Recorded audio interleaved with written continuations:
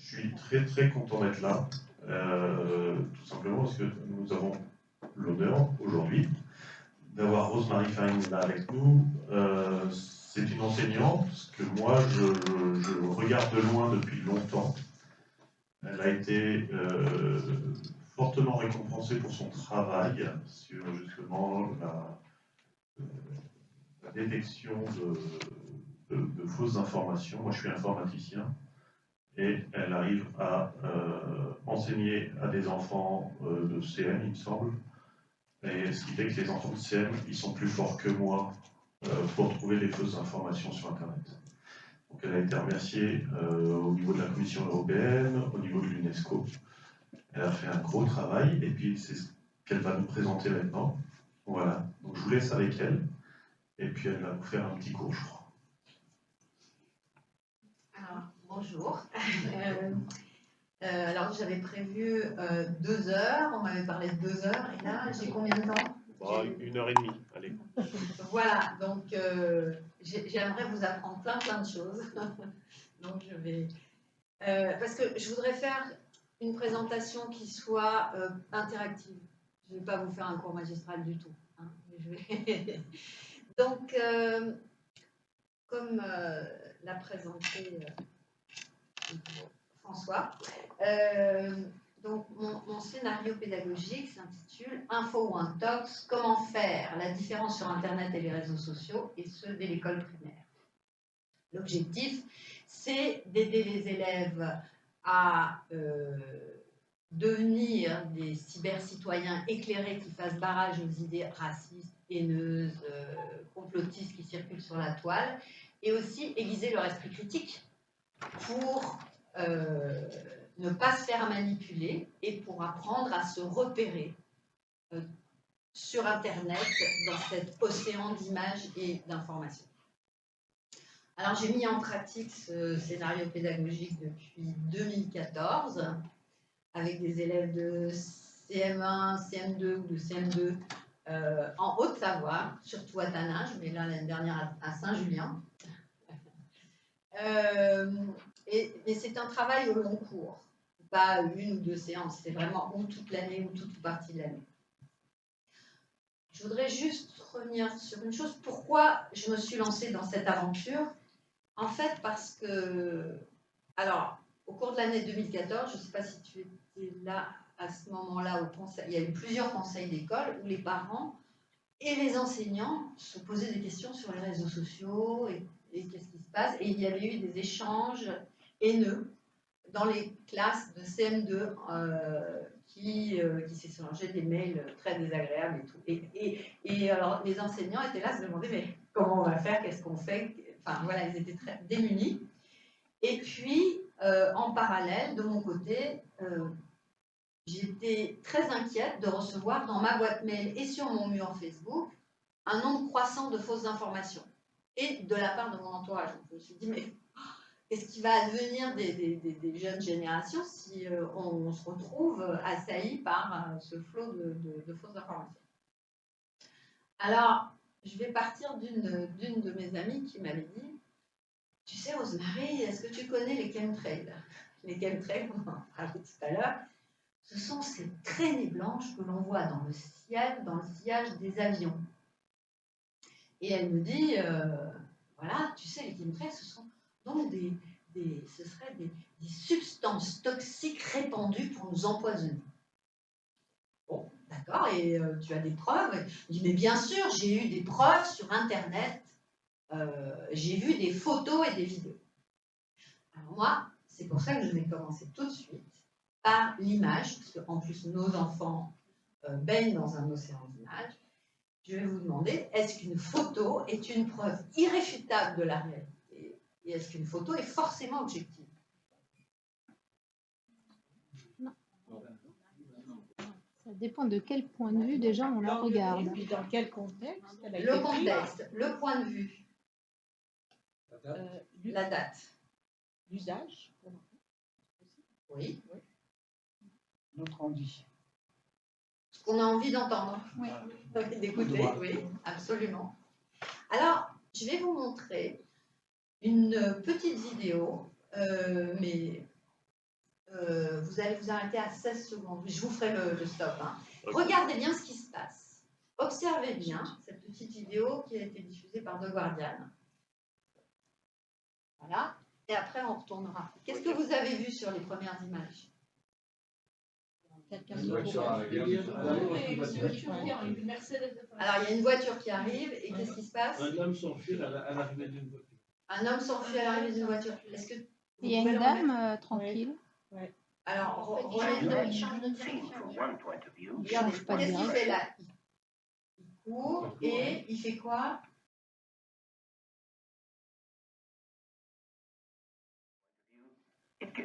Alors là, qu'est-ce que vous voyez? Stop. Il agresse une personne. Alors, qui agresse qui? Il empoigne, moi je dirais pas agressif. Ah bon? Non, il est en face d'eux. Il a l'air agressif. Non, il a pas. Alors, il l'agresse, il l'embrasse, Ouais. il est surpris. Monsieur au chapeau était- S'il y avait cette photo diffusée sur Internet, Ah, il l'agresse. juste cette Ouais. photo-là, qu'est-ce qu'on pourrait mettre comme légende? Bah, il agresse. Il Il veut lui empoigne. piquer Alors, sa qui mallette. agresse qui? Le monsieur de dos. Le monsieur de dos qui agresse? L'autre, Qui agresse le monsieur au chapeau. Qui agresse le monsieur au chapeau. Il y avait une mallette, non? Il n'y avait pas une mallette? Il voulait piquer la mallette. Et pour lui piquer la main. Et bien voilà, donc on pourrait très bien diffuser voilà, cette photo sur Internet, une agression, l'homme au chapeau se fait agresser par un skinhead. Mais voilà, maintenant il faut aller plus loin. But it's only when you get the whole picture you can fully understand what's going on. Et voilà, et alors là vous apprenez ce qui se passe après, à quelques secondes près, on se rend compte que quoi? Les briques, elle est tombée. Il lui a sauvé la vie. Donc, mais c'est ce qui se passe tout le temps sur Internet. C'est où il faut être vigilant, c'est à la notion de contexte. Parce que à quelques secondes près, comme vous disiez, ça dépend du moment où on prend l'image, ça dépend de ce qui se passe autour.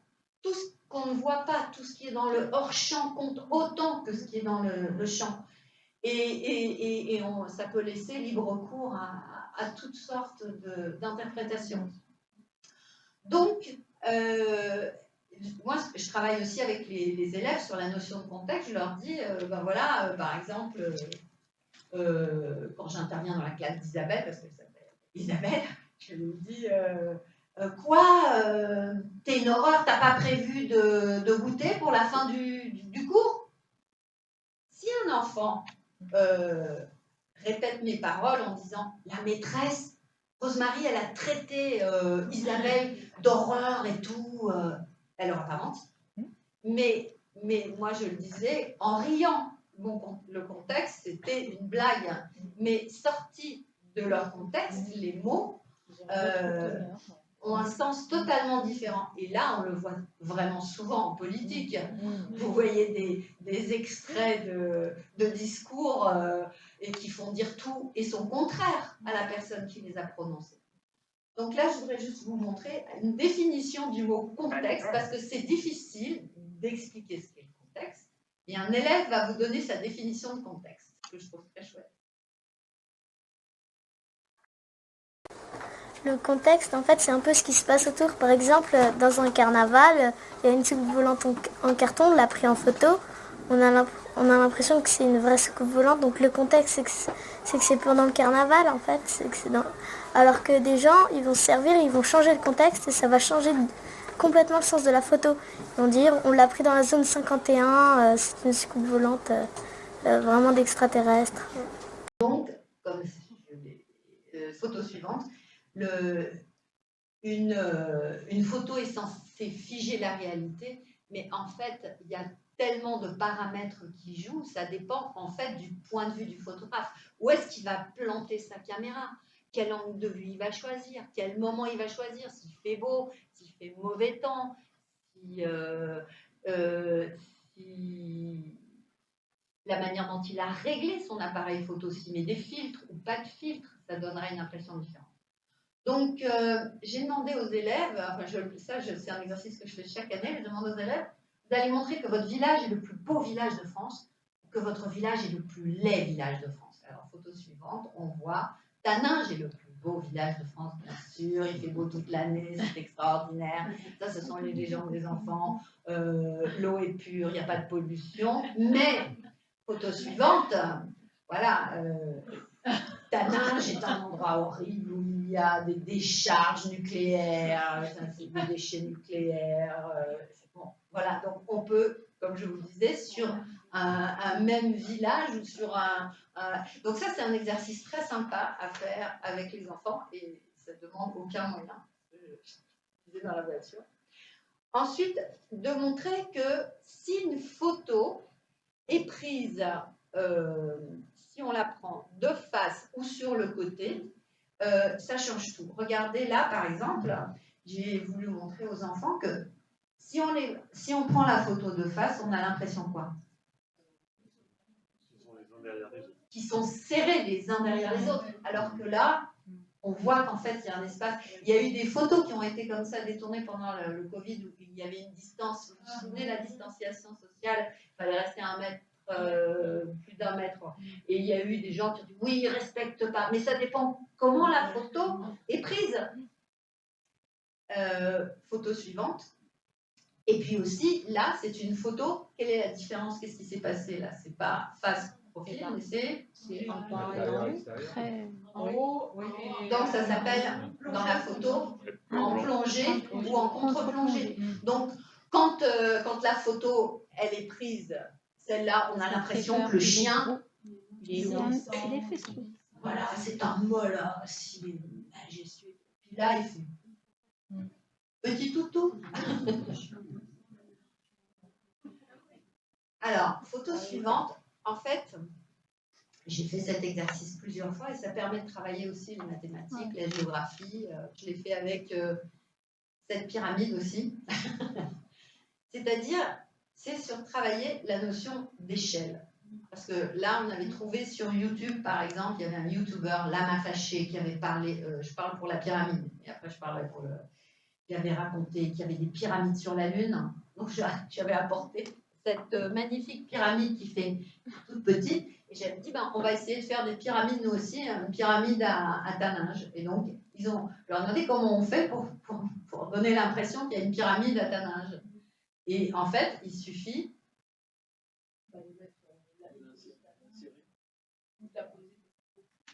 Oui, de la poser, mais surtout, en fait... De la prendre dans un premier plan. Non, c'est surtout en gros plan. En gros plan. Et surtout, qu'est-ce qu'il y a qui est important si on veut justement une illusion comme quoi c'est une véritable pyramide ou une véritable photo? Qu'est-ce qu'il y a? C'est la notion de quoi? C'est l'arrière. Oui, mais il y a quelque chose qui manque dans cette photo pour donner une idée. Il n'y a pas de comparaison avec autre chose. Voilà, c'est la notion d'échelle. On n'a aucune idée de l'échelle. Ça peut être énorme, ou ça pourrait être une vraie voiture. On ne sait pas si on n'a pas de repère. Donc, la situation problème, c'est de travailler sur la notion d'échelle. Après, on peut travailler, ce que je disais, en géographie et en maths sur la notion d'échelle. Et alors, justement, montrer que il y a la taille. Quelle est l'indication pour avoir la taille? Eh bien, il faut un autre objet comparatif. Un objet de référence. Donc là, j'ai demandé aux élèves qu'est-ce qu'on pourrait mettre. Et bien là, par exemple, c'était des stylos. Ça peut être la main aussi. Ça peut être... Il y a un pied, il y a une empreinte aussi. L'empreinte de pas, elle est pas mal. Ouais, aussi. Absolument. Voilà, donc, photo suivante. Alors là, je vais vous demander qu'est-ce que vous voyez. Un grimpeur en plein effort. Absolument. Et la photo d'après. En fait, on se rend compte. Donc, ça dépend du... Ça s'appelle comment? C'est le cadrage. Si, suivant la manière dont on cadre, on peut donner l'illusion qu'il est en train de souffrir, alors qu'en fait, c'est une publicité Kodak dans les années 60-70. Voilà, donc, et puis, du coup, c'est important de montrer aux enfants, de faire la différence entre une photo qui est une publicité, qui est issue d'une fiction, qui peut être issue d'un film de fiction ou voilà, d'une pub, ou alors est-ce que c'est la réalité? Bon, voilà, là c'était suivant le cadrage. Il y a un autre cadrage que je vais vous montrer, la photo suivante, qu'on étudie avec les enfants, c'est cette photo, suivant la manière dont elle est cadrée. Ah bah oui. Là c'est flagrant, hein, donc je leur demande d'expliquer que dans un cas on a l'impression quoi? Il est menacé Il est par la menacé. fusée. Voilà, absolument, qu'il est menacé, qu'il est en mise en joue, et de l'autre côté on a l'impression que On l'aide. voilà, On lui donne de l'aide. voilà, On n'a pas de l'aide. on lui porte secours. Alors, photo suivante. Alors là aussi, c'est de montrer que, toujours suivant les cadrages, quand on a par exemple une manifestation, si je cadre là où la foule est dense, ou si je cadre, si je dézoome plus loin, on peut se rendre compte. C'est pas du tout le même. Bah, c'est pas ça donne pas le même. Voilà. Donc vous pouvez dire oh la manifestation a réussi, c'est extraordinaire, ou bien oui, ça relativise quoi. Ouais, parce que c'est le combat entre les préfectures et les associations générales. Voilà, et c'est justement, je travaille beaucoup sur l'objectivité et la subjectivité. La réalité est complexe. Les gens qui donnent des réponses très simples et simplistes, c'est là où ces réponses sont dangereuses. La réalité est complexe à appréhender et justement, voilà, quand on vous dit, c'est pour ça que c'est important de savoir que dans une manifestation, il y a les chiffres selon les organisateurs et selon la préfecture. Il y a aussi, on vous donne une photo, mais ce qui est intéressant, c'est d'avoir des plans, des gros plans pour avoir une idée plus intéressante. Mais même si vous avez une photo, elle est quand même prise à un instant T. Si vous prenez la photo d'une manifestation qui a vraiment réussi, mais qui est en fin de parcours et où la foule est disséminée, vous pouvez dire, vous voyez, ça a raté complètement. Voilà. Donc, photo suivante. Bon, là, qu'est-ce qu'il y a, à votre avis, autour de ce château japonais? La verdure, oui. Donc, on peut se dire que c'est pris dans la campagne, dans un parc. Et voilà, la photo suivante. On se rend compte que, en fait, c'est pris dans une ville. Alors, photo suivante, je vais vous montrer comment j'ai abordé en classe avec leur maîtresse la notion de cadrage. J'avais demandé à la maîtresse de venir avec un gros gâteau, avec un gros couteau, et puis les élèves étaient autour de la maîtresse, et en cadrant sur le couteau, alors, vous pouvez mettre la vidéo, voilà les réactions des enfants. Ouais, la vidéo. Vous avez ici une photo cadrée avec deux cadrages différents. Donc j'aimerais bien avoir vos réactions. C'est bien pour les personnes qui savent pas, c'est marrant. Mais si par exemple quelqu'un le prend mal, c'est vraiment, ça peut tomber en catastrophe. Ah, ça peut provoquer une catastrophe. Ouais, voilà. Oui, si tu utilises cette photo, si je prends cette photo et que je la mets sur Internet, la première photo, qu'est-ce qui risque de se passer? Eh ben, ils vont dire oh, mais cette maîtresse, elle est pas bien, il faut l'enlever de cette école et tout ça. Ils vont lui dire des méchancetés aussi sur elle. Si on met la première photo sur Internet, après il peut y avoir une rumeur. Oui, il peut y avoir une rumeur. Et cette rumeur, elle dirait quoi? Que Isabelle, elle est pas sympa. Ouais. Et pourquoi elle serait pas sympa? Parce qu'elle coupe les doigts des enfants si on lui désobéit. Je crois aussi que c'est vrai, vu que là il y a un camarade, on voit pas ses mains, on peut croire que la place du gâteau c'est ses doigts. Mais par exemple, si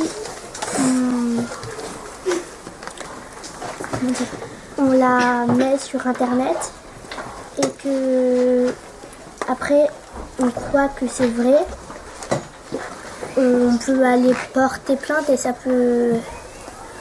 Qui pourrait porter plainte, justement? Qui va porter plainte si moi je mets cette photo sur internet, qui va porter plainte? Les gens qui la voient. C'est les gens qui la voient qui porteront plainte? Les parents d'élèves. Tu crois que c'est les parents d'élèves qui vont porter plainte? Réfléchissez, qui peut porter plainte dans ces cas-là? La maîtresse. Oui, je pense que c'est plutôt la maîtresse qui porterait plainte, parce que qu'est-ce que ça lui ferait comme réputation? Ça nuirait. Ça lui nuirait à sa réputation, hein. Après, on dirait quoi partout en France qu'il faut pas l'accepter dans un travail. Voilà, après elle serait pauvre, parce qu'elle pourrait plus gagner sa vie. Bah oui. Voilà. Donc, photo suivante. Donc là, c'est un petit récapitulatif de, voilà, une photo relève de nombreux choix. C'est ce que je disais tout à l'heure. Le choix du site, le moment, le point de vue, le cadrage, les réglages. Alors, photo suivante. Donc après, ce qu'on fait, c'est qu'on travaille sur les photomontages. Alors, le photomontage, c'est vieux comme la photo, le photomontage. Là, vous voyez en 1937 une photo de Staline, bien avant Photoshop. C'était fait à la main. Et voilà, et par la suite, il a effacé un de ses opposants.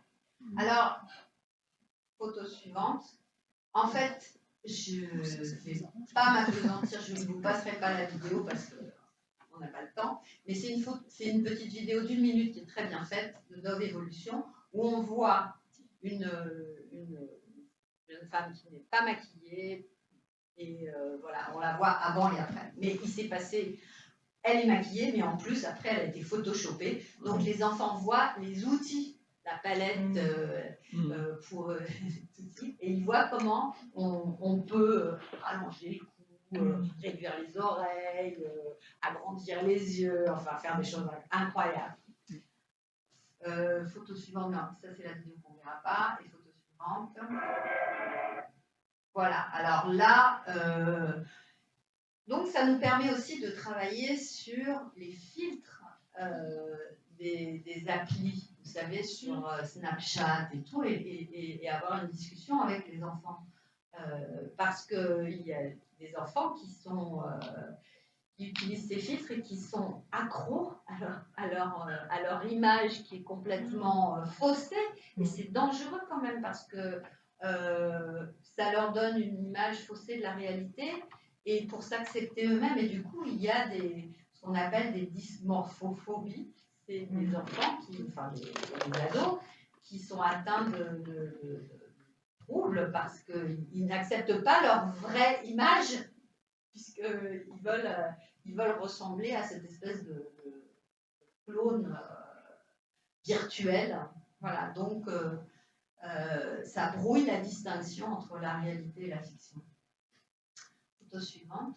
Alors là, voilà, donc je demande aux enfants qu'est-ce qui s'est passé entre les deux photos. Donc on voit bien qu'il y a eu une manipulation. Donc qu'est-ce qu'on a fait? On lui a rajouté quoi à ce monsieur sur cette photo trafiquée qui est barrée de rouge? Une ceinture d'explosifs, un Coran et puis un Coran. Un Coran, une ceinture d'explosifs. Et du coup, je leur demande, mais pourquoi, à votre avis, lui a-t-on rajouté ce Coran et cette ceinture d'explosifs? Pour le présenter autrement. Oui. Pour le faire passer pour un terroriste. Pour le faire passer pour un terroriste. Donc l'objectif, c'est plutôt pour lui nuire, justement. Ça existait, ça? Cette fausse information, oui, elle a circulé sur Internet. Ah oui. Ouais, mais donc ça, c'est fait avec avec Photoshop. Avec Photoshop. Ah bah oui, avec Photoshop, vous pouvez... je vais vous dire, maintenant, il y a même encore plus fort que Photoshop. Hein. Quand vous avez des deepfakes, j'avais prévu de vous en parler, mais on n'aura pas le temps vraiment, mais le deepfake, c'est même quand on voit des vidéos, enfin des personnes parler, vous avez le mouvement des lèvres, mais c'est quelqu'un d'autre qui parle. Hein. Et donc, comment la réalité est encore plus brouillée, parce qu'on peut très bien imaginer, voilà.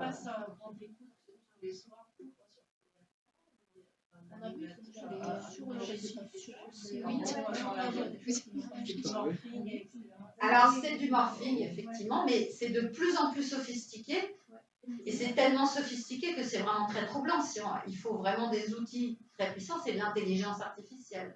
Ça donne une véritable illusion. On peut très bien imaginer avoir une conversation à distance avec, par exemple, vous êtes en train de tromper votre mari et vous avez une femme qui a votre voix et voilà, et vous faites comme si vous parliez. Enfin, non, mais c'est inquiétant dans le sens où, imaginez pour des procès, non, moi j'étais là, à tel endroit, la preuve, il y a une vidéo qui le prouve. Donc, on n'en est pas encore là, hein, mais disons que, mais il y a en même temps qu'il y a ces progrès, il y a en même temps des progrès techniques pour déceler les fausses informations. Voilà, mais donc oui, avec Photoshop, c'est vrai que là c'est...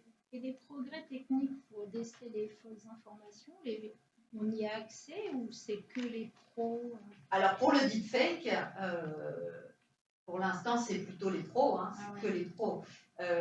Maintenant, pour Photoshop, je vais vous expliquer des choses.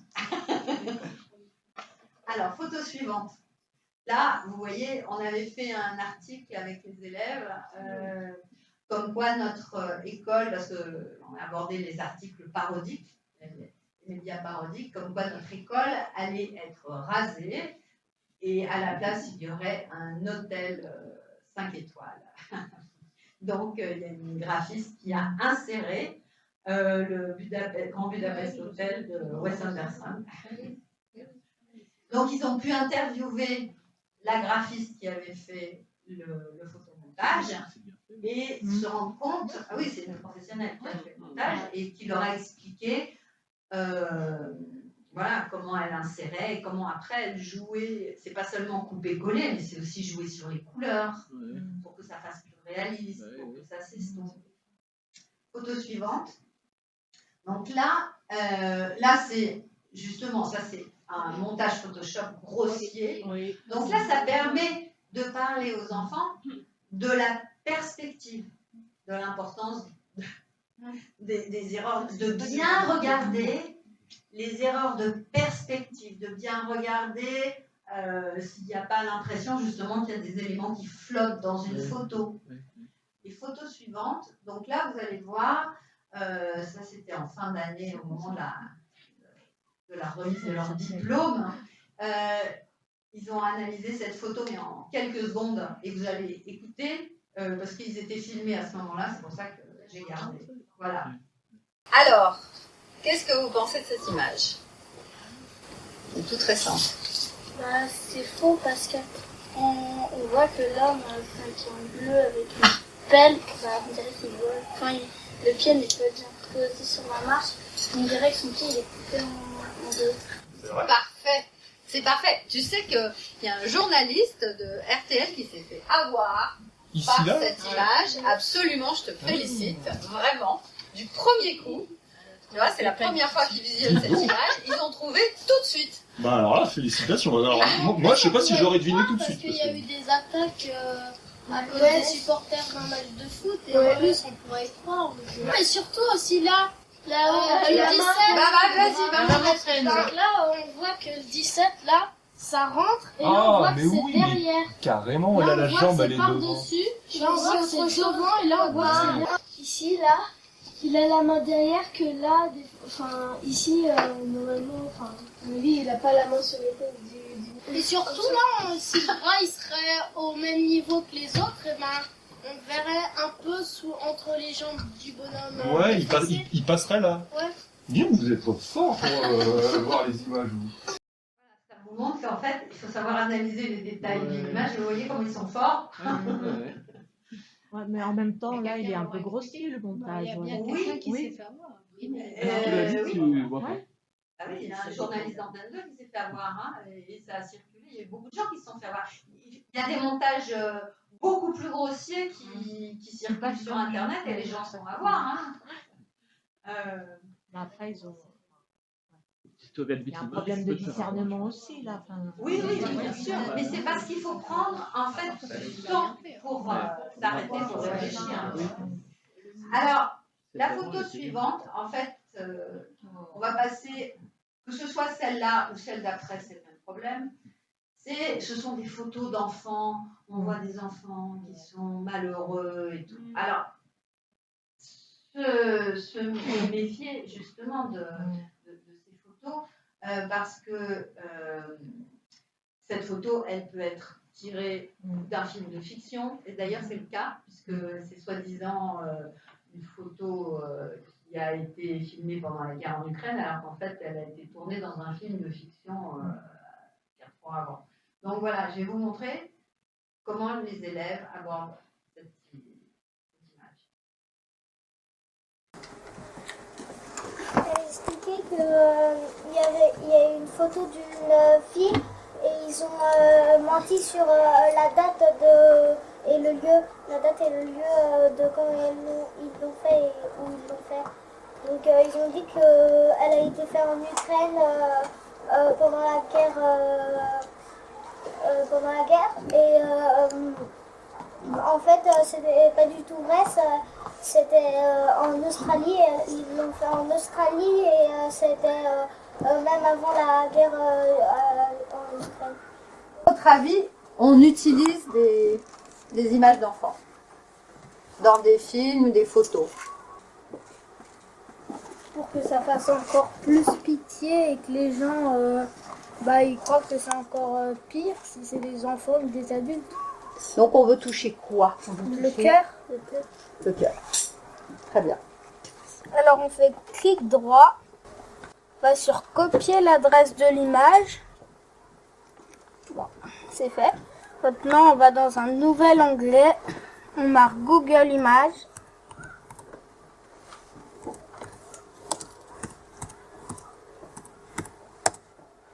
On va sur le site. On va sur la petite rechercher par image. On fait CTRL V. On fait rechercher par image. Et ça nous amène là. Bravo.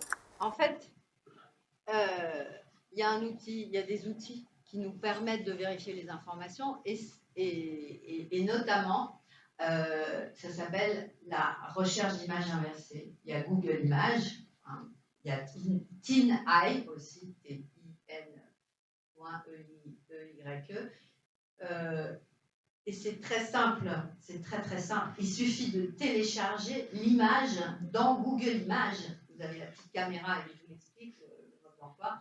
Vous téléchargez votre image et là vous avez l'historique, ça retrace l'historique, les origines et le parcours de l'image sur Internet. Et là vous essayez de voir si cette photo-là, et comme la photo des deux petits Asiatiques ces photos ont circulé avec plein de légendes différentes, soi-disant c'était un tremblement de terre, l'autre soi-disant c'était la guerre en Syrie, celle-là c'était soi-disant... Enfin, il y a plein de photos qui ressortent et qui ressortent et qui ressortent dans différents conflits. Mais bon, il y a aussi des photos, évidemment des photos vraies, mais pour avoir une idée plus fiable, la recherche par l'image inversée, mais avec moi par exemple sur mon téléphone, j'ai une appli de recherche d'image inversée, je télécharge l'image dedans et ça va sur 3 moteurs de recherche et puis là vous retrouvez l'historique. Alors c'est pas systématique mais ça aide beaucoup hein. Et c'est intéressant de voir si effectivement la photo a circulé avec plein de légendes différentes, il faut essayer de remonter à la source, à la première. Quoi. Et en tout cas, vous vous rendez compte, vous vous dites, oh là là, il y a eu plusieurs légendes. Quand même, il y a un problème. Il y a aussi une autre chose à faire quand on voit une photo, la photo suivante, c'est l'importance du lieu où ça a été photographié. Par exemple, les enfants, ils apprennent donc à regarder quand on a une photo, c'est regarder les vêtements, les panneaux de signalisation, l'architecture, la météo, les plaques d'immatriculation des voitures et tout. Et là, si je vous demande où a été prise cette photo, vous dites quoi? En Angleterre. Un quartier asiatique. Un quartier asiatique. Dans une ville. Dans une ville. Mais laquelle? Ça ressemble à New York. Ça ressemble à New York. Ça ressemble à Chinatown.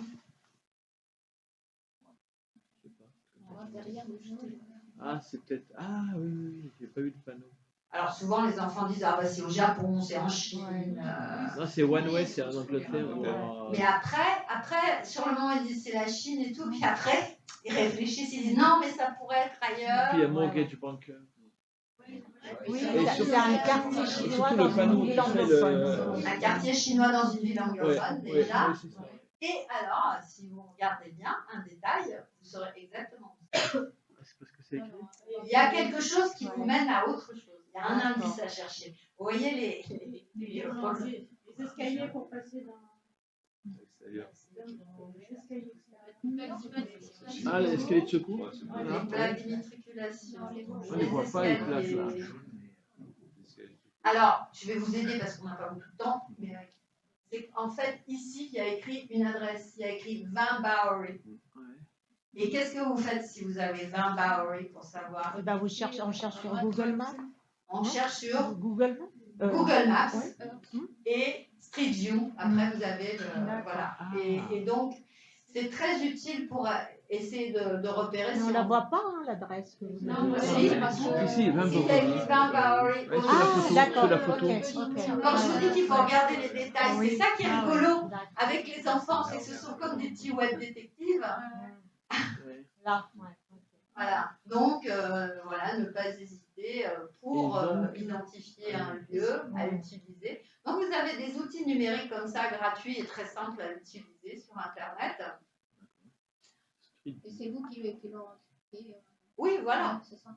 Oui, sinon, mais c'est eux qui découvrent quand même. Je leur dis pas, voilà, allez sur. C'est pas un cours magistral. Allez sur Google Images et allez sur.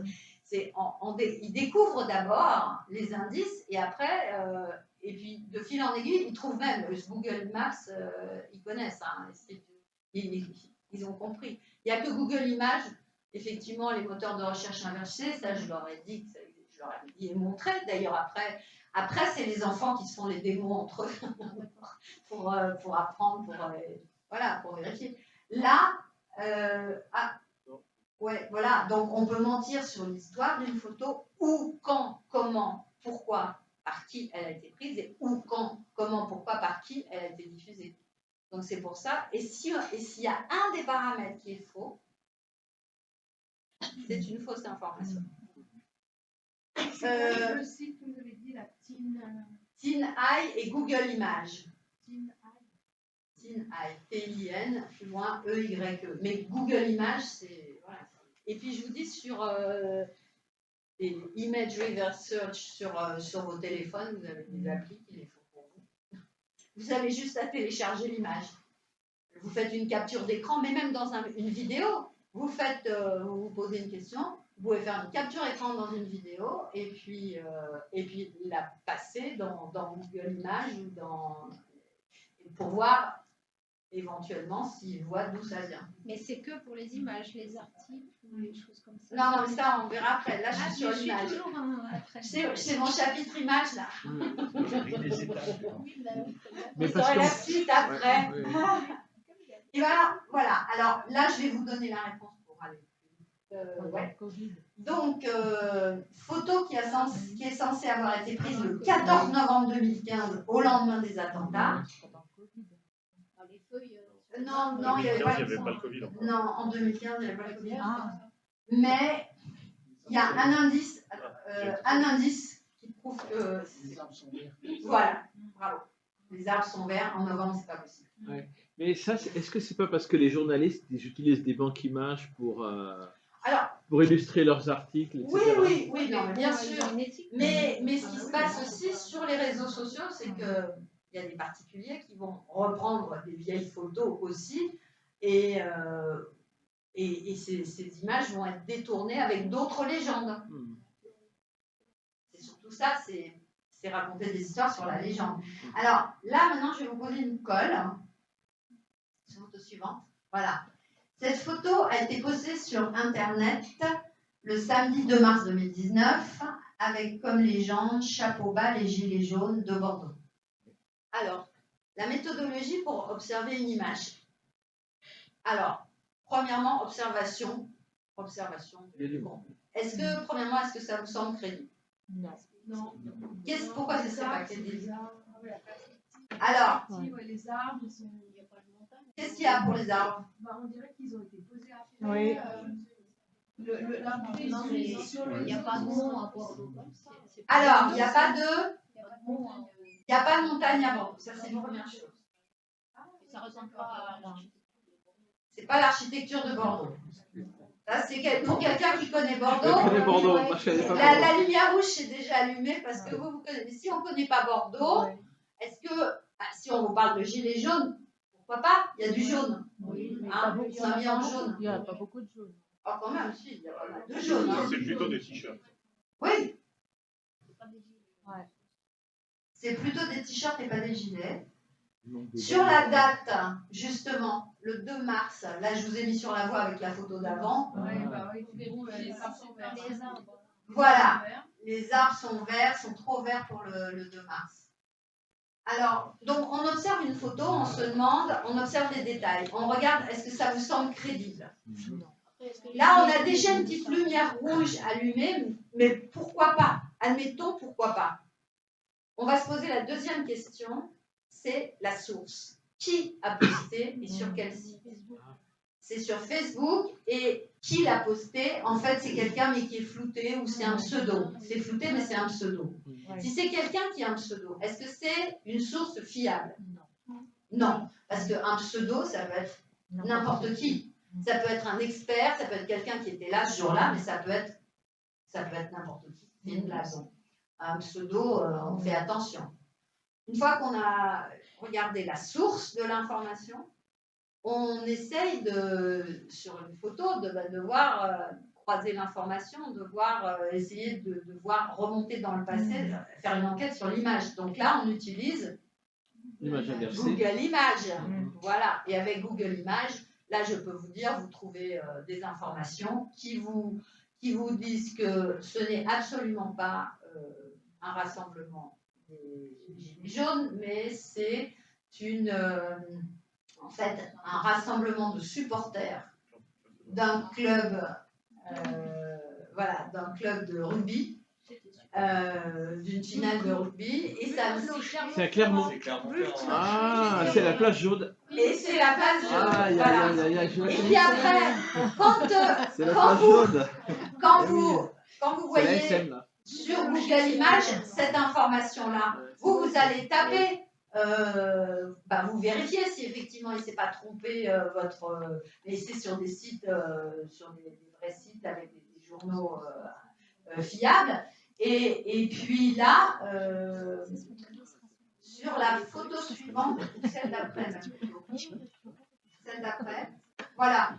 Après, en tapant par mots-clés, on se dit, est-ce qu'il y a eu une finale place de Jaude et tout? Et là, vous voyez sur France Bleu, sur La Montagne, sur Le Monde, dans Le Monde, vous voyez qu'il y a eu effectivement une finale le 2 mai 2015 qui a été filmée. Et là, vous pouvez même avoir dans un article le nom du photographe en croisant, parce que ça, c'est une des clés aussi pour vérifier les informations, c'est croiser l'information sur plusieurs sites fiables. Donc là, ce sont des journaux. Mais je ne m'attache pas à un seul. Il faut croiser l'information sur au moins 3 sites minimum, mais 3 sites fiables. Et là, vous voyez, on voit même le nom du journal. Et on voit aussi que, en fait, les maillots des supporters est jaune. Oui. Jaune et bleu. Oui, jaune et bleu. Voilà. C'est la SM. Voilà. Donc, si vous pouvez aller juste avant, la photo d'avant. Oups, après. Voilà. Donc, vérifiez la source, allez sur Google Images ou Tinaille, Google Maps et Street View, vous pouvez même vérifier. On vous a dit que c'était place de Jaude, et ben là vous allez vérifier, oui c'est vraiment la place de Jaude. Conclusion, il s'agit d'un rassemblement supporter. Photo suivante, alors la photo d'avant, voilà. Donc après on discute avec les enfants de photos qui sont à caractère raciste. Voilà, donc pourquoi cette photo a été diffusée avec une fausse légende dans une piscine, pourquoi cette piscine est-ce que ça a été filmé à Créteil voilà. Donc, là, ils comprennent tout de suite. Pour vous qui êtes grands, vous comprenez encore plus vite. Mais voilà, en fait, la photo, elle a été prise en Afrique. C'est pour ça. Ils comprennent très bien le message. Hein, pourquoi on a détourné. Donc, on va aller plus loin, mais je ne vais pas vous faire écouter l'extrait où il explique le pourquoi. Je veux juste vous faire écouter sur notre travail en fait sur la cybercitoyenneté, parce que c'est ça qui est aussi important, qui peut toucher effectivement, c'est le travail sur la citoyenneté. Qu'est-ce que vous pourriez faire, vous, pour faire en sorte que Internet soit un lieu agréable, de partage, un lieu fraternel et avec un engagement de cybercitoyen? Qu'est-ce que ça peut être un citoyen responsable sur Internet pour vous? Bah moi déjà j'apprendrai à comment mettre des virus et après à mettre des virus à certaines informations mais qui sont vraiment racistes. Ah d'accord. Bah des choses comme ça serait difficile aussi parce que avec la liberté d'expression on n'a pas forcément le droit de tout changer, donc ça serait compliqué de rendre Google ou YouTube ou les réseaux sociaux en paix, en harmonie, où on dit des choses vraies, parce qu'avec la liberté d'expression, tout le monde a le droit de dire pas forcément ce qu'il veut, mais il a le droit de poster. Oui, mais qu'est-ce que tu pourrais faire toi? Qu'est-ce que tu ferais toi à ton niveau? Bah, faudrait d'abord changer les personnes qui les postent, même si ça serait compliqué. Faudrait changer. Faudrait que les personnes méchantes ne postent pas des choses. Oui, mais toi, qu'est-ce que tu pourrais faire toi? Pas changer les autres, mais chez toi, qu'est-ce que tu pourrais faire comme engagement citoyen? Bah moi, personnellement déjà, faudrait déjà commencer à ne pas le faire nous. Faudrait déjà commencer à pas le faire nous. Par exemple, quand il y a une insulte sur Internet, dire à la personne qui l'a posté non, c'est pas bien. Nous, essayer déjà, rien que nous, ne pas poster une insulte tout simplement. Essayer déjà de nous avancer, évoluer. Aussi, même si on fait quelque chose, il y en aura tout le temps des propos racistes. Oui, mais est-ce que ça vaut pas le coup d'essayer? Qu'est-ce qu'on pourrait faire pour essayer de faire quelque chose? On pourrait s'y mettre à plusieurs, enlever une grosse partie et laisser le reste à des professionnels ou à d'autres gens qui voudraient bien essayer d'enlever. Puis même s'il en reste un petit peu, il y en aurait déjà beaucoup moins, puis ça prendrait du temps à tout à en réinventer, à en reposter plusieurs. Et comment tu ferais alors pour enlever des contenus racistes et haineux? Je les bloquerais et je les signalerais. Vous voyez, ils sont forts, hein. Ils sont très forts parce que en fait, on a les mêmes problématiques et on donne les mêmes réponses aussi. Alors maintenant, on va passer au PowerPoint numéro 1. Et là, voilà. Donc là, je vais vous présenter, je voulais vous mettre tout de suite dans l'ambiance, mais je vais vous présenter mon projet. Donc en fin d'année scolaire, là vous voyez une photo de leur masque, parce qu'ils créent leur masque. En fin d'année scolaire, les élèves reçoivent un diplôme d'apprenti Hoaxbuster, c'est-à-dire de traqueur de fausses informations. Si vous passez la photo suivante, dans une cérémonie au cours de laquelle ils prêtent serment sur la tête de la souris de leur ordinateur, avant d'utiliser ou de transmettre une information, toujours je la vérifierai. L'idée, c'est de suspendre son jugement, de prendre un temps de réflexion, de ne pas agir sous le coup de l'émotion, parce que c'est l'émotion qui fait que oh là vous êtes atterré par ci, par ça, et là, alors l'émotion la plus engageante, je vous le dis, c'est la colère. Alors celle-là,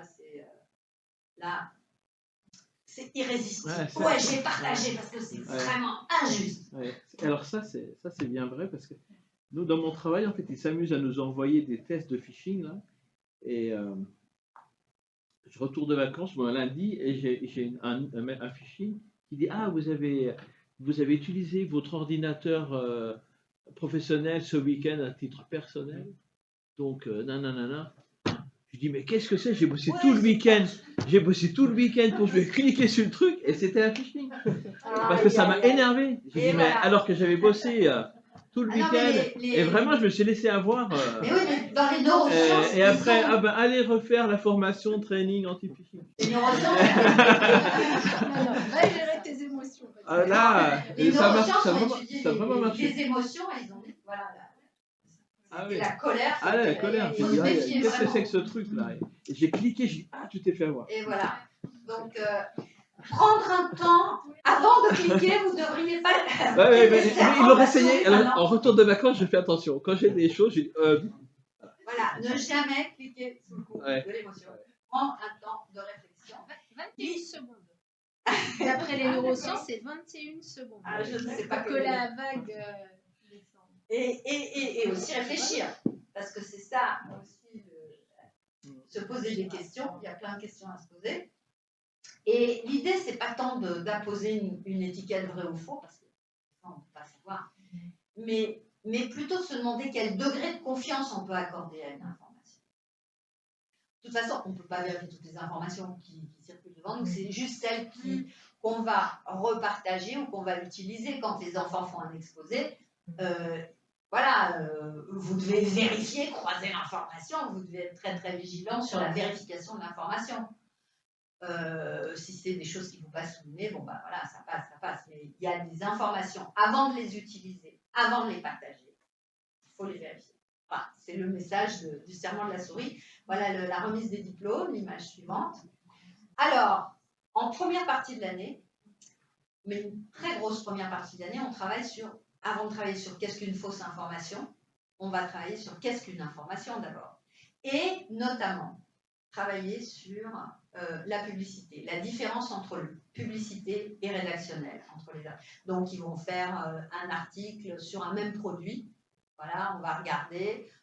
Eux-mêmes, ils vont produire un article, ils vont produire une pub sur une voiture. On va regarder, j'ai trouvé un truc super, génial. Ça, je le montre après. Et puis, ils vont travailler sur des slogans publicitaires et les contre-slogans, et puis se demander sur la véracité des slogans. Est-ce que c'est vrai que si je bois de l'eau des viandes, je reste jeune? Est-ce que c'est vrai que, voilà, tous ces slogans, est-ce que c'est vrai ou est-ce que c'est faux? Donc, ils vont créer eux-mêmes des slogans et des contre-slogans, donc je vous montre, voilà, quand on sort du McDo, on est encore plus gros, avec Renault, on repart à vélo, avec les lunettes à flelou, on voit encore plus tout flou. Voilà, et l'année dernière, j'ai bien aimé, il y en a un qui avait mis avec Amazon, ça casse la couche d'ozone. Donc, vous voyez, là, ce que je leur ai mis, c'est... attends, la photo suivante. Alors non. Photo d'avant. Non, après. Voilà. Non, après. Voilà, celle-là. Bon. C'est parce qu'en fait, c'est parce que là, il y a les deux, mais il faudrait que les deux soient sur le même plan. Mais c'est pas grave. En fait, j'ai trouvé une publicité pour du dentifrice Oral-B. Et j'ai trouvé un article, un numéro consacré à des bancs d'essai sur les dentifrices dans 60 millions de consommateurs, et notamment sur Oral-B. Et donc, je montre aux élèves les deux, voilà, et la pub sur Oral-B. Alors, la pub sur Oral-B, c'est la photo suivante, voilà, où il y a écrit publicité avec, voilà, meilleurdentifrice.info. Vous voyez meilleurdentifrice.info, est-ce que c'est vrai que c'est le meilleur dentifrice? Eh bien, alors, effectivement, les gens sont avec une blouse blanche et tout, c'est formidable. Donc, ce sont forcément des experts, parce qu'ils sont en blouse blanche. Mais, voilà. Donc, je vais leur demander de m'expliquer voilà, la différence entre la publicité et le rédactionnel dans les deux, surtout que dans la publicité de 60 millions, dans l'article de 60 millions de consommateurs, Oral-B est parmi les derniers dans les notes, les plus mauvaises notes. Donc, voilà, quelle est la différence entre les deux? Mais en fait, une des grosses différences, c'est quoi? C'est Mac les décès. Non, mais c'est vrai, Non, moi, elle m'a toujours interpellée cette pub. 60 millions de consommateurs, c'est quand même une... Ouais, mais lui aussi. Oui, mais... La pub, elle utilise son image pour donner il y a plusieurs... Non, il a accepté qu'on utilise son image. Oui. Mais 60 millions de consommateurs, c'est quand même un dispositif qui est là pour tester. Il y a plusieurs experts. Ils ne sont pas seuls à travailler. Voilà, donc vous êtes en train de parler de plusieurs choses importantes. Il y a la notion d'expert. Est-ce que dans une publicité, on va donner tous les points de vue? Est-ce qu'on va donner des points de vue positifs et négatifs? Voilà, c'est l'objectivité. Je reviens toujours à mon histoire d'objectivité. Au niveau objectivité, ça ne peut pas être objectif parce que il y a forcément un conflit d'intérêts. La personne qui vous parle, même si c'est quelqu'un de très très connu, même si c'est notre cher Clooney, quand il fait la publicité Georges Clooney pour son café, en fait, il est payé pour dire du bien. Donc, la publicité, l'objectif de la publicité, c'est d'inciter à vendre, alors que l'objectif d'un article, c'est de nous informer. Et il y a conflit d'intérêts dans un cas, et dans l'autre, normalement, pour un article sérieux, normalement, le journaliste est censé vous montrer les différents points de vue, des utilisateurs contents, mécontents, de faire des bancs d'essai, de donner des points de vue contradictoires, et puis il n'est pas censé avoir de conflit d'intérêts. Alors, photo suivante. Donc là, ce que j'apprends après aux enfants, c'est à chercher les publicités cachées, les contenus sponsorisés, les placements de produits. Alors, voilà, vous voyez, il y a écrit, quand il y a écrit sponsored content, quand il y a écrit sponsored, quand il y a écrit communication commerciale, quand il y a écrit, voilà, vous voyez, il y a écrit sponsorisé. Donc là, c'est la pub, c'est clairement identifié. Normalement, sur les réseaux sociaux, même sur YouTube, ça doit être écrit. Mais il y en a qui ne respectent pas toujours. Photo suivante, là, c'est sur YouTube. Donc, ce que je leur explique, ce que je leur montre, c'est que quand dans une vidéo, dans les premières secondes, il y a écrit « inclut une communication commerciale », normalement, ça va très vite. Mais vous pouvez aussi cliquer sur le nom de la vidéo, le titre de la vidéo, excusez-moi, et là apparaît, voilà, cette vidéo a été sponsorisée par un tel et un tel. Donc, c'est à vous de chercher. Et alors après, du coup, ça c'est les élèves qui ont été géniaux, qui m'ont indiqué plein de tous leurs youtubeurs qu'ils adorent, leurs tiktokers qu'ils adorent et tout, puis on a regardé est-ce qu'il y a des placements de produits ou pas dedans. Et là, par exemple, la photo suivante, Maître Gims dans Hola Señorita, il est là avec, il reste plusieurs secondes avec une bouteille dans la main de Tiger, je ne sais plus, enfin, c'est une boisson énergisante. Là, c'est forcément un placement de produit. À partir du moment où un produit est mis en avant, il y a aussi une autre vidéo très connue où il a dans sa voiture tout son coffre rempli de Fanta. C'est forcément parce qu'il est payé par Fanta. Voilà. Photo suivante. Alors là aussi, vous voyez par exemple, là c'est Kim Kardashian qui nous dit, là elle dit objectivement, elle met que c'est de la pub, elle n'a même pas menti. Elle dit, j'ai essayé ce kit de blanchiment de dents 150 fois, 100 fois ou 150 fois, enfin une centaine de fois, et c'est formidable, c'est extraordinaire, c'est un produit merveilleux. Ça c'est vraiment génial parce qu'il faut discuter avec les enfants. Parce que premièrement, on va observer le contenu, je reviens, on observe le contenu. Est-ce que ça vous semble crédible que voilà ce qui est écrit dedans? Donc je vois ça avec les enfants. Pour vous, ça vous semble crédible ou pas? Non. Si, elle peut essayer le produit, non? Elle dit qu'elle l'a essayé une centaine de fois. Des centaines de produits. Un kit de blanchiment de dents. Ah, des centaines de produits. Ah non, pas et elle a essayé celui-ci après. Non, voilà. Des centaines même. Des centaines de produits, non. J'ai essayé des centaines de produits. Non. Ah oui, non, c'est pas possible. Ça n'existe pas, des centaines de produits. Alors, c'est surtout l'idée que est-ce que quelqu'un peut avoir utilisé des centaines de fois ses dents, elles seraient dans un état atroce, parce que c'est très abrasif. Oui. Donc déjà, c'est pas très crédible. Ensuite, on se demande, est-ce qu'elle est experte? Il faut toujours se poser la question quand on observe le contenu. Est-ce qu'elle est experte du domaine de... Non, elle n'a pas fait des études dentaires. Donc là, il y a un problème. Est-ce qu'il y a des points de vue contradictoires? Non. C'est dans la pub, il n'y a pas de point de vue contradictoire. Est-ce que, voilà, donc on se pose la question sur la source, sur la personne en question. Est-ce qu'elle est légitime pour nous parler de ça? De blanchiment de dents. Parce qu'en fait, ce qui est traître dans ces posts entre des influenceurs et les enfants, c'est de se dire ouais, on est en tête à tête, c'est super, c'est ma copine, elle m'aime beaucoup, elle me veut du bien et elle me donne des conseils, des tips, des conseils. Ben non, en fait non, est-ce que c'est ta copine? Quelle est son intention? Voilà. Pourquoi elle fait ça?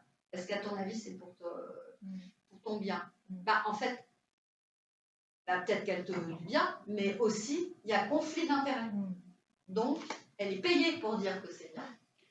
Et se méfier, autre chose, de nos biais cognitifs, de notre cerveau qui nous joue des tours. Il y a tout un chapitre que je n'aurai pas le temps de vous montrer, mais que j'avais prévu, mais si on avait eu 2 heures, c'est sur les biais cognitifs, c'est sur, donc, nous avons notre manière de percevoir, de mémoriser et de raisonner. On raisonne de travers, on perçoit de travers et on mémorise de travers. Et alors, il y a un biais cognitif qui s'appelle l'effet de halo, c'est ce dont je parlais tout à l'heure avec George Clooney. George Clooney, j'aime George Clooney. Donc, son café est forcément extraordinaire. Et là, c'est pareil, l'effet de halo avec Kim Kardashian. J'aime Kim Kardashian, donc son kit de blanchiment de dents est forcément merveilleux. Ce dont je n'ai pas parlé tout à l'heure, j'ai pensé, je vais faire une petite parenthèse en arrière, quand il y avait la publicité pour les dents, on utilise beaucoup l'effet blouse blanche, c'est aussi un biais. C'est à partir du moment où quelqu'un a une blouse blanche, mais dans une publicité, ça peut être un véritable scientifique, mais ça peut être aussi un comédien. Mais qu'il soit comédien ou qu'il soit un véritable scientifique, à partir du moment où il est payé, le résultat est le même. Mais se méfier quand même de l'effet blouse blanche. Donc, je demande aux élèves, on fait des impros, je viens avec une blouse blanche, ils se déguisent avec la blouse blanche et doivent faire la promotion d'un dentifrice et tout. Voilà. Photo suivante. Alors, on travaille aussi sur... avant d'aborder ça, donc on travaille sur la différence publicité rédactionnelle, on travaille sur rechercher les publicités cachées, le modèle économique des réseaux sociaux.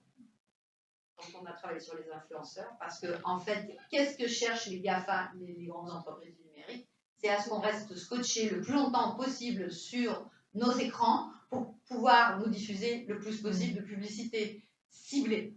Et les publicités ciblées, eh bien, en prenant nos données personnelles. Mais ça, ils le comprennent, hein, je veux dire. Et voilà, donc il y a le modèle économique des réseaux sociaux, comment fonctionnent les algorithmes de recommandation. Et puis, après, on travaille sur quels sont les différents médias. Donc, on observe comment sont construits les médias. Vous voyez, on compare des unes papier, des unes en ligne. Ensuite, voilà, photo suivante. Voilà. Par exemple, là, c'est le monde. Là, on a fait la maquette, une maquette type voilà, du monde, et puis en ligne. Donc, comment c'est construit. Ensuite, voilà, photo suivante. Qu'est-ce qu'une information? Ensuite, on travaille, photo suivante, sur... donc, alors, avant d'aborder la méthodologie pour vérifier une information, il reste combien de temps? Une demi-heure. Bon, On travaille sur comment travaillent les journalistes. Donc, comment travaillent les journalistes? Alors, on va interviewer les journalistes. Ils vont écrire eux-mêmes des articles. Ils vont eux-mêmes interviewer. Mais aussi, on va faire des improvisations théâtrales. Alors, les impros, ils se mettent dans la peau de journaliste. Donc, on part sur les 5 W. Je ne sais pas si vous savez ce que c'est que les 5 W. Dans le journalisme, 5 W, c'est les questions essentielles qu'on se pose dans une information. Qui, quoi, où, quand, comment et pourquoi. Voilà, un article digne de ce nom doit essayer de répondre à ces questions-là essentielles. Et un journaliste est censé enquêter et croiser les informations, vérifier les informations, vérifier la fiabilité des informations. Donc, il y a des enfants qui se mettent dans la peau des journalistes et d'autres dans la peau des personnes interviewées. Une impro qui marche du tonnerre et que je refais chaque année, c'est il y a l'ouverture de la chasse, une manifestation contre l'ouverture de la chasse à Taninges. Quand c'est à Taninges, c'est à Taninges, quand c'est à Saint-Julien, c'est à Saint-Julien, enfin voilà. Et il y a une contre-manifestation de chasse. Donc, qui le journaliste doit-il interviewer et quelles questions poser? Est-ce qu'on pose les mêmes questions en fait? Alors, c'est là où ils se rendent compte de l'importance de consulter tous les protagonistes et pas un seul, parce que si on donnait la parole qu'aux chasseurs, si le journaliste donne que le point de vue des chasseurs ou que le point de vue des écologistes, ça ne va pas. Et puis, pas se contenter des deux, mais aussi, il faut interviewer qui en plus des chasseurs, des écologistes. Ce serait bien, ce serait très bien. Et puis qui encore? Ça peut être le maire, ça peut être les policiers qui étaient là, ça peut être les ambulanciers, ça peut être des témoins. Alors, et si un témoin dit j'ai vu, il y avait 3 morts là, il y avait 3 morts pendant la manifestation. Ok, mais à qui je vais demander des questions sur l'état des blessés ou des morts? Voilà, aux ambulanciers. Il va falloir, alors, écoutez, on va téléphoner à qui il va téléphoner à l'hôpital de Salanches, au médecin qui les a pris en charge. Et puis, s'il y a eu des gardes à vue parce qu'il y a eu des bagarres, à qui je vais demander? Est-ce que c'est aux témoins? Est-ce que c'est... en fait, c'est aux policiers. Donc, c'est montrer qu'on pose des questions différentes. Et chercher où l'information est la plus fiable. C'est toujours ça, c'est croiser l'information auprès de plusieurs personnes, mais surtout aller chercher à la source l'information, chercher des preuves. Voilà, l'importance de chercher des preuves fiables. Et on ne demande pas, il y a eu là pendant des manifestations, il y a eu un média qui a dit oui, il y a eu des morts pendant la manifestation, mais après, la préfecture, il n'y avait pas de morts, dans les hôpitaux, il n'y avait pas de morts, il y avait des morts nulle part. Après, on dit bah oui, il y a eu des morts, mais alors c'est qui les noms des morts? Parce que ça se vérifie s'il y a eu des morts. Il y a bien eu des papas, des mamans en larmes parce qu'il y a eu des morts dans cette manif. Donc on cherche les preuves. Au bout d'un moment, il faut des preuves solides. Et ça rejoint l'éthique du journaliste. Alors, justement, conscience professionnelle. En fait, ce qui se passe, c'est que c'est important de leur montrer la déontologie du journaliste. Alors, c'est vrai qu'il y a le problème, c'est que maintenant, il y a le rush, il y a, avec les réseaux sociaux, avec Internet et tout. Mais quand même, il y a une déontologie du journaliste. Et si un journaliste se trompe, il est censé publier un erratum pour dire qu'il s'est trompé. Tout le monde peut se tromper, on peut tous se tromper, les papas, les mamans, les journalistes, tout le monde. Mais il faut le dire quand on s'est trompé. S'il est indépendant. Normalement, c'est la déontologie de tous les journalistes. C'est la déontologie de tous les journalistes. Pour peu qu'ils soient journalistes et pas chroniqueurs. Oui, voilà. Alors, il faut faire la différence entre... Non, mais bien sûr. Il ne faut pas donner des informations. Selon pour qui il travaille, on peut tromper aussi l'info. Mais bien sûr, et c'est justement dans ce cours, je leur montre, mais si le journaliste, est-ce qu'un journaliste est forcément objectif? Je reviens sur mon histoire d'objectivité.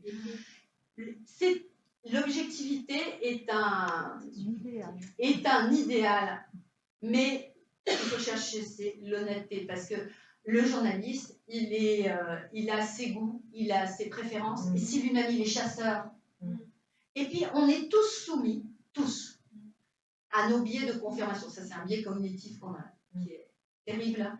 Le biais de confirmation, c'est que nous avons tous tendance à ne nous intéresser, à n'écouter même, à ne regarder, à ne lire que les informations qui vont dans le sens de nos opinions.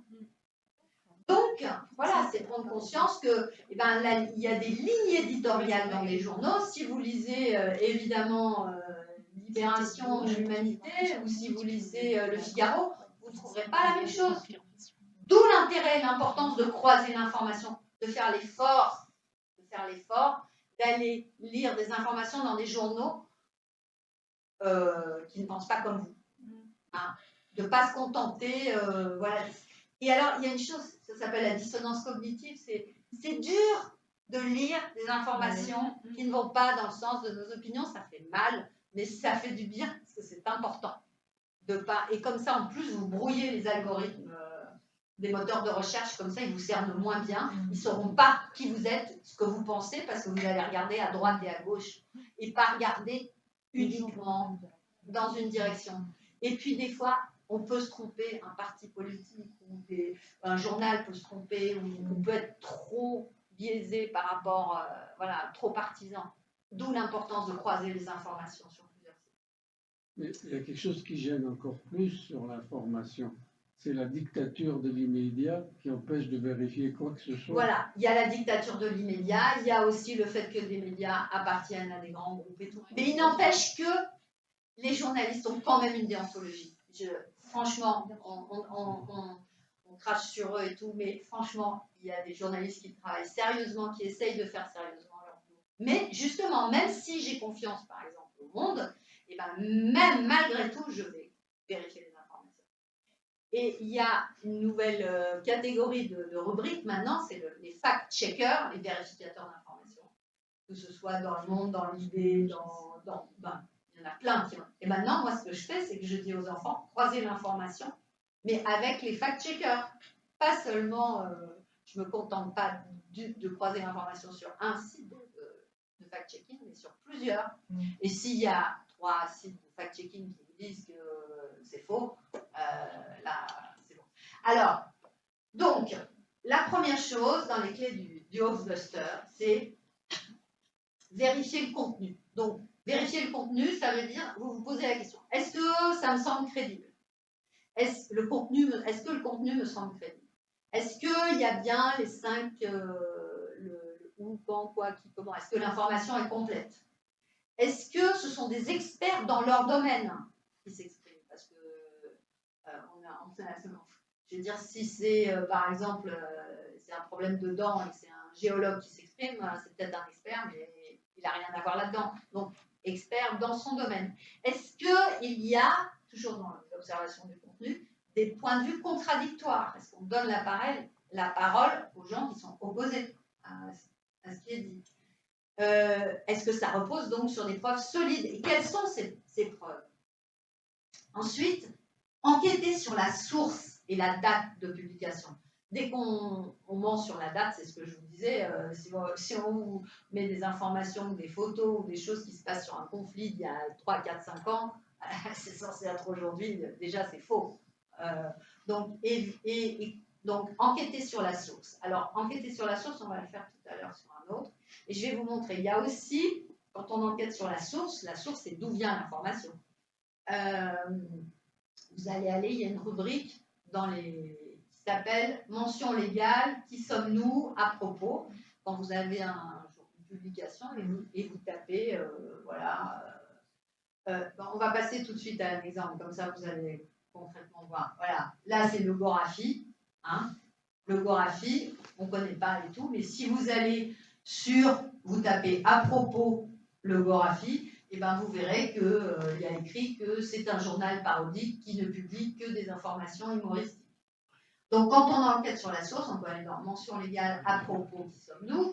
On peut aussi taper Gorafi critique, Et comme ça, vous voyez, il y a des articles qui ont été écrits sur le Gorafi. Vous pouvez aller sur Wikipédia aussi. Le Gorafi a peut-être un site Wikipédia. Si c'est un vrai site, pour les enfants qui ne connaissent pas, même Le Monde et tout, ils tapent Le Monde, bah, c'est un journal qui a été créé à telle date avec des vrais journalistes, etc. Donc, enquêter sur la source, c'est voir toutes les informations que vous pouvez trouver sur le sujet et aussi sur le nom du journaliste. Donc là, sur le Gorafi, c'est très simple, je vous dis, dans la mention légale. Là, le prochain, c'est ça, vous voyez, ah non, ça c'est un autre article à débouquer. Donc, dans le Gorafi, on revient en arrière. Ensuite, dans l'analyse du contenu, j'ai oublié de dire là, par exemple, on a vu que la source, bon, c'est un journal humoristique, donc déjà pour vous, c'est fait pour rire. Mais même le titre, malgré les avertissements, il court à la piscine, 86 morts, est-ce que ça semble crédible? Vous voyez là, ça semble pas très crédible. Mais bon, à partir du moment où on voit que c'est parodique, on ne va pas plus loin. Mais par exemple, il y a Christine Boutin qui s'est fait avoir plein de fois par le Gorafi. Elle publie, voilà, le Gorafi a dit ça comme source. Ah non, voilà, si tu avais enquêté sur ce qu'est le Gorafi, non, il y a un problème. Donc, un autre article à débunker. Alors, on dit débunker, hein, débunker, vérifier. Voilà. Cet article qui est paru dans Wikistrike.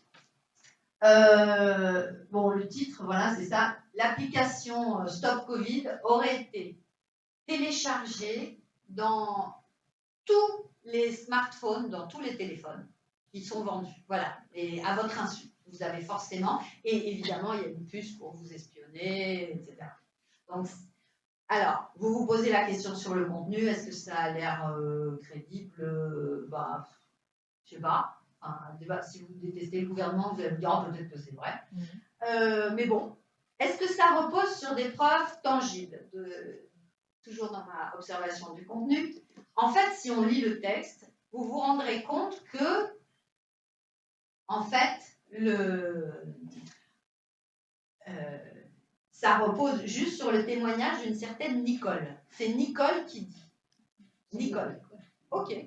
C'est Nicole qui dit que ça a été... Alors moi, est-ce que Nicole, c'est une experte en la matière? Bah, j'en sais rien, c'est un pseudo, Nicole. Donc, je ne sais pas si Nicole est experte en quoi que ce soit. Et ça renvoie sur un autre article qui vient Lumière sur Gaïa, et voilà, et qui dit la même chose. En fait, c'est le même article de Lumière sur Gaïa. Donc, je me pose la question, oh là là. Donc, des preuves solides, zéro. La lumière rouge, hein. Il n'y a pas d'experts en la matière, il n'y a pas d'avis contradictoire pour dire que c'est pas vrai. Voilà. Maintenant, enquêtez sur la source. Wikistrike. Si vous tapez Wikistrike, à propos, qui sommes-nous, vous ne trouvez pas. Mais par contre, vous pouvez trouver plein d'articles sur Wikistrike. Vous mettez Wikistrike critique et vous voyez qu'en fait, ils vous disent que c'est un journal qui publie que des choses fantaisistes. Ensuite, vous avez quelque chose de très important à connaître, c'est des moteurs comme des annuaires informatiques qui vous disent, qui analysent les sites, qui vous donnent des informations sur les sites. Il y a par exemple le site qui s'appelle Décodex. C'est le journal Le Monde qui a créé Décodex. Alors, il n'est plus tellement mis à jour malheureusement, mais ils ont une grande base de données. Donc, si vous tapez Wikistrike, vous verrez qu'ils vous diront, bah non, c'est un journal qui est coutumier, qui publie souvent de fausses informations. Et c'est un site rouge. Ça s'appelle ça le site rouge. Par exemple, le Gorafi, dans Décodex, le site est bleu. Il y a NewsGuard aussi. Alors, c'est payant, NewsGuard, mais si vous tapez NewsGuard et le nom du site, ça peut apparaître aussi. Mais en tout cas, Décodex, NewsGuard, et puis vous voyez par vous-même. Et puis vous voyez aussi ce que Wikistrike a publié par ailleurs. Si vous regardez sur son sommaire, les titres, ça vous donne aussi une idée de ce que peut publier Wikistrike. Et puis quand, en fait, il prend sa source sur Lumière sur Gaïa, Lumière sur Gaïa, c'est pareil, c'est un site obscur. Avant, c'était Stop Mensonge. C'est un site aussi complètement complotiste. fausses informations. Donc, mais vous trouvez ça facilement. Si vous enquêtez, si vous n'enquêtez pas, vous ne savez pas. Wikistrike, en plus, ils jouent sur leur nom. Wikistrike, ça fait penser à Wikipédia. Et en plus, leur devise, attention, c'est notre, vous voyez tout en dessous, Rien ni personne. Rien ni personne n'est supérieur à la vérité. C'est quand même cocasse de mettre ça en bannière. Et souvent, vous verrez dans des sites complotistes, l'éveillé, la vérité, stop mensonge, comme si il y avait des gens qui étaient détenteurs de la vérité. Photo suivante. Ah, mais ils utilisent aussi dans leur petit descriptif du vocabulaire approprié. Parce que quand on y va, c'est le gouvernement, le décret, le. Oui, ça a l'air, voilà. C'est pour ça qu'il faut se méfier, parce que ça a l'air sensé, mais ça repose sur aucune preuve, puisque je dis que c'est juste Nicole. Il y avait un des articles de Stop Mensonge que j'avais fait aussi avec les enfants, j'adorais. Il y avait une réunion sur Mars. Il y a quelqu'un qui revenait d'une réunion sur Mars et qui avait fait son compte rendu de la réunion, mais il était passé avant sur la Lune. Donc voilà. Donc on a téléphoné quand même pour croiser l'information. Il avait mis moins de 6 mois pour faire tout ça. Ouais. Moins de 6 mois, ouais. Donc on avait téléphoné à un astrophysicien pour lui demander est-ce qu'à votre avis, il a pu aller faire sa réunion sur Mars, puis avant d'avoir fait un petit passage sur la Lune, est-ce que c'est possible? Voilà, donc c'est ça aussi, croiser l'information, c'est pas uniquement sur Internet, ça peut être dans des livres, ça peut être en téléphonant des experts, c'est important de croiser l'information. Observer le contenu, enquêter sur la source, donc qui a publié sur quel site à quelle date, croiser l'information sur plusieurs sites fiables, et puis se méfier de nos biais cognitifs aussi, ce dont je parlais tout à l'heure. Alors vous voyez là, Faire un don. Voilà, ça c'est Lumière sur Gaïa. Oui, et faire un don surtout, parce que l'idée c'est 2 fois. Voilà. Et photo suivante, si je croise l'information sur plusieurs sites, et ben, que ce soit, là je ne vous ai pas mis des photos, mais là ça a été débunké, vérifié par plusieurs sites sérieux. Je peux vous dire que tous ont dit, mais non, Stop Covid n'a pas été implanté. Voilà, vous avez au moins 3, 4, même plus. Il y avait au moins 5 articles qui disaient que c'était faux, que le contenu était faux. Là, ce sont des fact-checkers. Je vous ai mis des fact-checkers très célèbres, mais il y en a plein d'autres. Libération, les décodeurs du Monde, Info Intox, c'est France 24, France Info, vrai ou fake, l'AFP factuel pour l'AFP, et les Hoaxbusters. Hoaxbusters, c'est un site collaboratif. Donc, vous avez aussi plein de conseils sur des spams, justement, des fausses informations. Photo suivante. Là, je vais vous montrer, mais ça, là, on voit plein de... Tout ça, ce sont des fact-checkers de différents pays et tout. Vous voyez, il y en a beaucoup. Maintenant, c'est devenu commun. Alors, ce que je voulais dire, c'est que les élèves créent beaucoup de contenu les élèves créent beaucoup de contenu. Donc des capsules vidéo, des photos, des reportages photos, vous avez vu. Et quand on vérifie les informations, là je vous en ai parlé de 4, et puis la 5e, c'est contextualiser les textes et les images. Ça, c'est ce qu'on avait vu en premier. Je vous ai commencé par du concret, tout de suite par l'image, parce que c'était le plus facile, le plus important. Mais voilà, donc il y avait ces 5 choses. Donc, comme bilan, je vous dis, donc ils créent beaucoup de contenu, et notamment des conseils, des posters avec des conseils pour vérifier les informations. Donc, ils vous disent, là, il faut croiser l'information sur plusieurs sites. La photo suivante, c'est, là aussi, il faut croiser l'information, c'est la petite fille ukrainienne, vous voyez, là, il faut aller au moins sur deux sites. Photo suivante. Là, vous voyez, Libération et La Grande Nuit. La Grande Nuit, en fait, je leur ai dit, arrêtez de mettre des vrais noms pour un site complotiste. On va tous les avoir sur le dos. C'était le grand soir, mais ils ont mis La Grande Nuit. Voilà, et Libération. Le Gorafi, voilà. Allez dans à propos, mention légale, qui sommes-nous? Là, c'est le mode d'emploi de Google Images avec Minions. Là, c'est attention aux sites complotistes. Vous voyez la zone 51, faites attention. Le nouvel ordre mondial, ça, c'est un vrai site complotiste. Photo suivante. Ah ben voilà. Donc, pensez à utiliser des codex. Voilà. Est-ce que Macron est un reptilien ou est-ce que Gorafi, Macron est un voilà. Voilà. Et là, c'est une photo que j'adore. C'est un dessin où on voit un Hulkbuster qui est en train de se battre contre une rumeur à tête d'Illuminati. En fait, ce qui est important de retenir, c'est que c'est de là où je suis partie en 2014, c'est que notre manière de nous informer a changé. C'est ça, quand je me suis dit, oui, comment ça se fait que tout d'un coup on a autant de fausses informations? Avant, on était juste des lecteurs passifs. Enfin, je veux dire, on avait nos livres, nos journaux, et voilà. Alors que maintenant, on est devenus, tous les internautes, et les enfants aussi, des producteurs d'informations. On est des consommateurs, mais des producteurs d'informations. Quand on partage, quand on like, quand on fait des commentaires, on produit.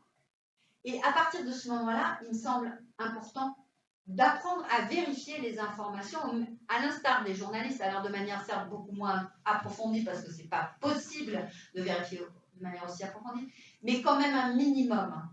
Et alors quand j'ai commencé mon projet, je craignais que mes cours ne soient pas adaptés pour des élèves aussi jeunes. Mais en fait, les résultats ont été au-delà de mes espérances. Non seulement ils étaient adaptés, ils étaient à leur portée, mais ce sont eux qui m'ont appris beaucoup de choses. Ils m'ont fait entrer dans leur... parce que, en fait, ce que je vous disais, pour grand nombre d'entre eux, Internet fait partie de leur univers, un univers dans lequel ils m'ont fait entrer en faisant découvrir leurs usages, leurs préoccupations, leurs centres d'intérêt, leurs youtubeurs, leurs tiktokers, leurs instagrammeurs préférés. Et c'est pour ça que je dois dire que mon scénario pédagogique, c'est une co-création avec les élèves. Vraiment, parce qu'il a évolué au fil des années et au fil des élèves. Et ça me semble d'autant plus important d'apprendre à vérifier les informations que dans l'avenir, avec le développement du deepfake et de l'intelligence artificielle, la réalité, faire la différence entre réalité et fiction, elle va être de plus en plus difficile à faire. Et c'est pour ça que je trouve que c'est important de profiter de l'allant et l'ouverture d'esprit des enfants pour leur proposer ce type d'enseignement avant qu'ils rentrent dans l'adolescence, avant qu'ils n'entrent dans l'adolescence. Perceptif. Biais perceptif, il y a les biais visuels. On appelle des pareidolie. Alors, vas-y, allez-y. Enfin, vas-y. Voilà. Là, c'est un poivron, oui. Mais on ne peut pas s'empêcher notre cerveau ne peut pas s'empêcher de voir des formes familières dans des flaques d'eau, dans des nuages, dans des ombres. Voilà. Et là, on a l'impression, et non seulement on voit des formes familières, là on voit un visage, mais en plus on lui attribue des sentiments. On se dit, oh là là, il est en colère. Puis lui, cette pomme de terre qui fait la tête dans ma vie qui boude. Photo suivante. Voilà, alors là, dans les attentats du 11 septembre, il y a des gens qui ont vu le diable. Mais c'est une pareidolie, c'est une illusion d'optique. Il y a aussi des illusions sonores. Une parure de lit? Pareidolie, ça s'écrit. Ah, ça s'appelle pareidolie. Je ne voyais pas ce que la parure de lit faisait. Pareidolie. P-A-R-E-I-D-O-L-I-E. Voilà. Et là aussi, alors qu'est-ce que vous voyez? Des burkas. Des burkas, des femmes en burkas. Des sièges d'un bus. Alors, ça a été diffusé par des groupes d'extrême droite en Norvège, comme quoi, oui, on nous envahit et tout. Alors qu'en fait, ce sont des sièges. Ouais, Des sièges de Bushville. Ouais, Mais, en fait. voilà. Photo suivante. Ah, ouais. Donc ça, c'est une pareidolie. Là, c'est encore une autre illusion d'optique. On a l'impression que les boules sont toutes les couleurs, mais pas du tout. Elles sont toutes beiges. Voilà. Oui. Ah, bah oui. Ouais. Ouais. Photo suivante. Alors, avec les élèves, on fabrique des illusions d'optique. Donc, il y a un YouTuber qui des tutos, un YouTuber qui s'appelle Tuto Draw, et c'est génial pour faire des illusions d'optique rigolotes. Photo suivante, je pense que j'ai mis, voilà, ils ont fait ça. Ça, c'est très sympa à faire en classe. Photo suivante. Alors ça, c'est le biais de confirmation dont je vous ai parlé tout à l'heure. C'est on a tendance à ne voir que ce qu'on a envie de voir. Photo suivante. Ben, ça, c'était sur la chasse. Voilà. Suivant les lunettes que vous mettez, vous vous dites... voilà. Alors, les généralisations hâtives, bon, ben, ça, on a tendance à tous en faire tout le temps. À partir de 2-3 cas, vous êtes fait voler votre valise en Italie. Ben, les Italiens sont des voleurs. Ben voilà, bien sûr. C'est logique. Photo suivante. Alors, le biais de conformisme, et bon, je ne vais pas vous lire toute l'histoire, il y a eu des expériences qui ont été faites, et tout, mais le biais de conformisme, surtout quand on est adolescent, c'est embêtant parce qu'on a tendance, même si on sait la vérité, même si on sait que c'est que le segment qui est isolé la même taille que le segment C, et ben non, si tous les autres disent que c'est le segment A qui est le même, et ben on va, malgré tout, il y a 35% qui vont dire ben non, ben c'est A. Voilà. Photo suivante. Ça, sur l'ado en construction, c'est terrible, le biais de celui-là. Ouais. Ouais. Parce qu'il va se conformer à la majorité de ses pairs. Voilà, les parents ne sont pas là. Ah bah non. C'est pour ça qu'il faut commencer l'éducation média avant, je pense, pour semer les petites graines avant. Ensuite, le biais de corrélation. Ça, c'est vraiment très important. On a tendance, quand deux événements surviennent en même temps, à penser, surtout à confondre avec corrélation n'est pas causalité. C'est pas parce que le taux de divorce à la même allure que le nombre de divorces. Non, c'est pas parce qu'ils ont consommé plus de margarine qu'il y a plus de divorces. Ça, c'est des corrélations absurdes, mais voilà, photo suivante. Là, c'est donc ne pas confondre corrélation et causalité. Il y a la consommation par pays de chocolat et le nombre de prix Nobel de la paix, pas de la paix, le nombre de prix Nobel par pays. Eh bien, le pays où il y a le plus de prix Nobel et qui mange le plus de chocolat, c'est la Suisse. Mais est-ce que, parce qu'il a mangé plus de chocolat, est-ce que c'est pour ça qu'il y a plus de prix Nobel? Vous voyez, mais là, on a l'impression corrélation n'est pas causalité. Ouais, mais on a l'impression que ça a été démontré scientifiquement. Oui, parce que c'est sur un beau graphique. Ah, voilà, c'est le beau graphique. Voilà, donc se méfier des graphiques. Mais en fait, quelle est la raison? Pourquoi c'est la Suisse? Il y a plus, comment on peut l'expliquer d'une autre manière? Il y a plus de moyens. Voilà, c'est parce qu'il y a plus de moyens, c'est parce qu'ils sont plus riches. Donc ils mangent plus de chocolat, ils ont plus de prix Nobel, ils sont plus éduqués. Mais c'est pas parce qu'ils ont mangé plus de chocolat que... Oui, le chocolat. Alors avec les enfants, suivante, on regarde la consommation. Voilà, c'est pas parce que en été vous mangez plus de glace et qu'en été vous avez plus de coups de soleil. C'est pas parce que vous avez mangé plus de glace que vous avez plus de coups de soleil. C'est pas parce que vous avez plus de coups de soleil que vous mangez plus de glace. Oui. Alors photo suivante. Voilà. Alors ça c'est un biais vraiment important, surtout chez les complotistes, c'est le biais d'intentionnalité. C'est se dire que le hasard n'existe pas. Le hasard, il y a des hasards. Des fois, ça existe, n'est-ce pas? Et, et puis, de dire qu'il y a toujours une intention. Ça peut pas être... C'est forcément quelqu'un de méchant, un méchant, enfin, ils ont leur méchant en tête, les complotistes, c'est toujours le même méchant, Mais bref, là,